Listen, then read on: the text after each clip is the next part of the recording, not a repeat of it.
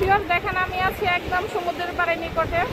But একটা জিনিস miss করতেছি, বাংলাদেশে হচ্ছে সমুদ্রের পাড়ে আমি চাইলে নামতে পারতাম, কিন্তু এখন নামতে পারতেছি না দরকার কারণে। আর এই দেশে মহিলারা কেউ নামে না, খুব কম, এর জন্য নামতেছি না।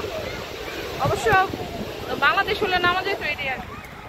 তারা অবশ্যই এনজয় করতেছে আর আমি দেখে দেখে তাদেরটা এনজয় করতেছি।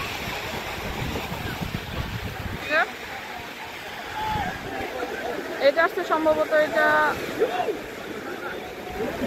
সৌদি তুলবে, এটা বিধর্মী হবে, সৌদি বা এগুলো কিছু হবে না।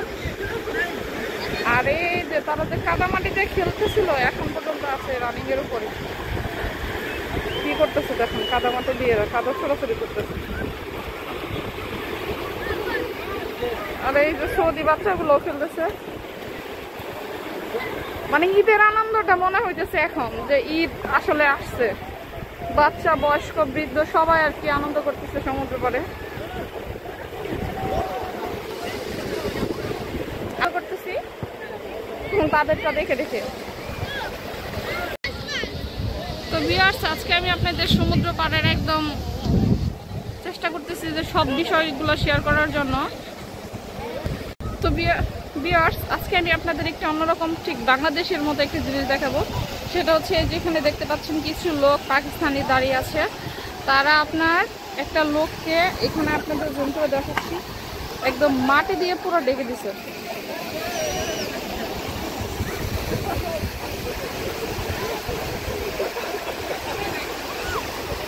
এখন আসলে ওদিকে ক্যামেরা করতেছে না, কারণ মানুষ অনেক কিছু মিন করবে। বাট আমি আপনাদের এক ঝলক দেখাচ্ছি এখানে মানুষ কি করতেছে মাটি দিয়ে।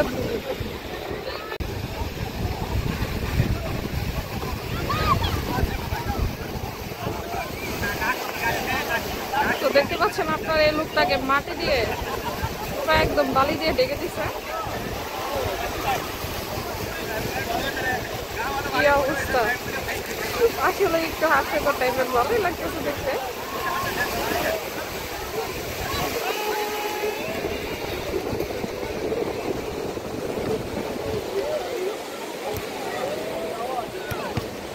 দেখতেছেন অনেকে ফুটবল খেলতেছে একেবারে বাংলাদেশের মতো, প্রচুর লোক আসলে।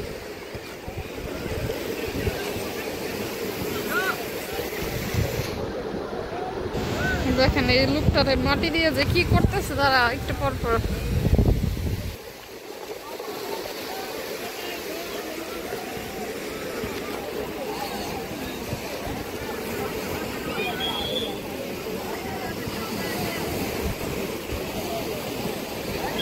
অনেকে আছে এখানে পিকনিক করার জন্য, বাসা থেকে অনেক কিছু নিয়ে আসছে ব্যাগে করে, তারা পিকনিক করবে।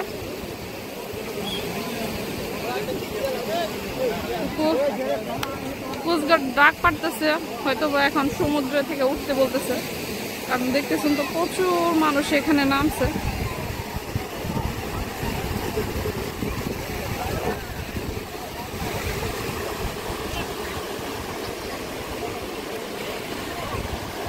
মানে আসলে বলতে গেলে একটু কক্সবাজার।